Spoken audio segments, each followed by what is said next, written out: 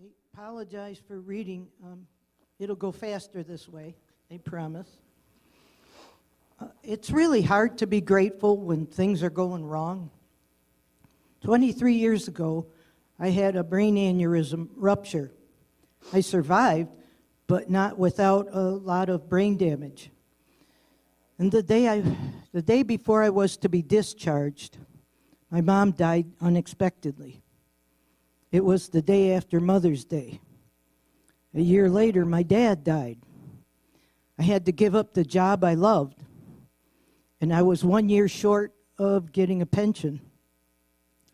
We suddenly found ourselves in a very different financial situation.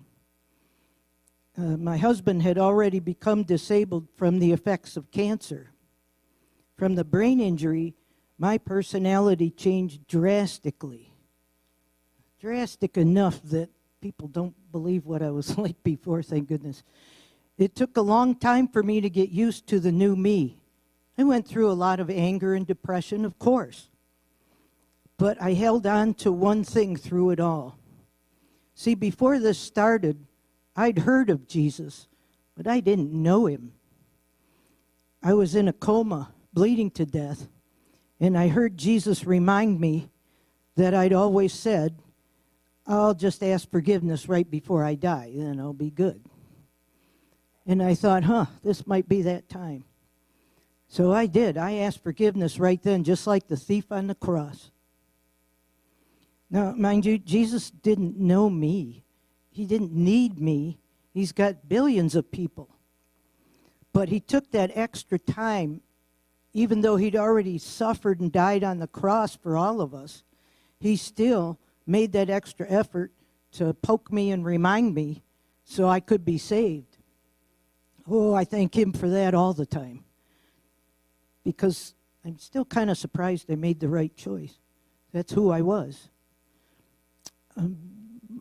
Jesus is the only one, now with the brain injury, he's the only one that understands the gymnastics my brain goes through just to be able to talk and walk and do stuff. Your brain has to reroute things in order to accomplish what you folks do without even thinking. If I pull it off, it's because of Jesus.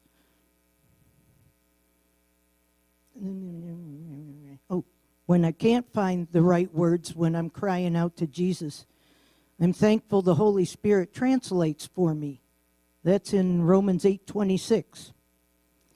Now, I don't mean that it's easy to be thankful by any stretch. It takes a determined and serious effort to be thankful for something. Eventually, it became a habit to looking for reasons to be thankful. I'm not a Pollyanna. It's still hard some days. I don't like snow, but I'm grateful for snow plows and people that are willing to plow if my driveway's really awful. I don't like cold, but I'm thankful that because of the cold, I don't have alligators in my yard. And if it wasn't for the brain aneurysm, I would never have really gotten to know Jesus.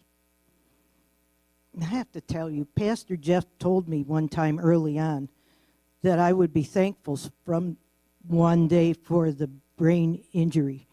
And I thought that man was crazy. It's okay, he knows. And I've actually gotten there. I actually can say, I talk to Jesus all the time. I used to think he'd get sick of it, but he hasn't, and he still helps me all the time.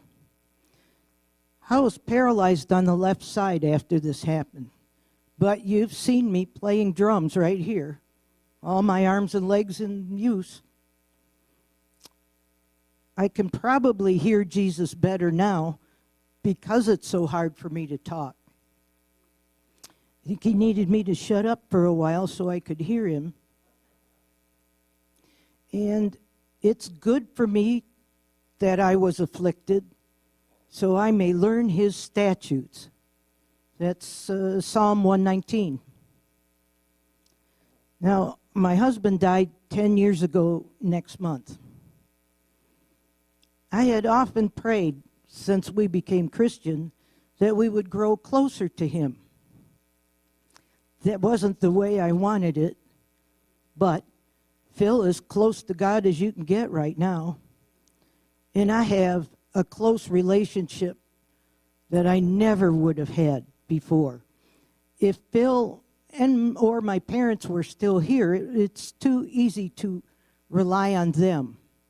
It's real different to say I'm relying on God when there isn't any backup plan. Oh, Phil had died a little bit after that. The furnace went out in the house. Now, my income was cut in half when he died. And I was beside myself. There was no backup plan. But he showed me a way there was a program that provided the furnace and a water heater and a refrigerator and 6 inches of insulation in the attic. They kept telling him, I just need the furnace. But they gave all that to me, no cost to me. It helps bring your energy bill down. When he died, I was thinking one day, all of a sudden it hit me. He wasn't just gone for a while. He wasn't coming back. I was really and truly alone, all by myself. And I had brain damage now. So I was scared. And I cried out to the Lord and said, I'm really scared. I've never been scared like this before. And he said, I'm here. Do you believe or don't you? I said, that's too hard. I mean, I believe, but it's not like you're here where I can see you. Well, he is here. And I can feel him even when he's not talking. I needed a roof on the house. Again, I went to the Lord and said, you know what money I have and don't have, and I need this roof. And he provided a way to get a roof, and they put a railing on the steps. I kept falling down. Let's see. Hang on, furnace. Oh, I'm thankful I have income because I can't work now. And there's one thing about being poor, looking on the bright side, you see, nobody tries to steal my identity. Well, it would ruin their credit. I'm thankful I had a good mother and father. I was born to a good family. And I'm thankful I had a father and a husband that didn't mind teaching me things, because now I can fix things that I can't afford to have done. And I'm thankful for a husband that stayed with me when I went through all this brain aneurysm and losing my, I turned my badge in because I knew it wasn't safe for anybody for me to keep working. And then personality change. I wasn't the person he'd married anymore, but he stayed. And a lot of people don't. It's considered a side effect of brain injury now. Usually the spouse goes. And I'm thankful for family and friends that are willing to come and help me, even though I don't ask for it too well. And I thank God for leading me to a church that's a good church, where they teach you about Jesus. And I learned to study in the Bible. And you know, when I first got well enough to go out in public again, and I told Phil, I said, you know, I think God's trying to get my attention. I ought to go see what he wants. We didn't know what to look for. So we tried different churches, and I'll tell you, I've been to some strange churches. I could have ended up in any one of them, though.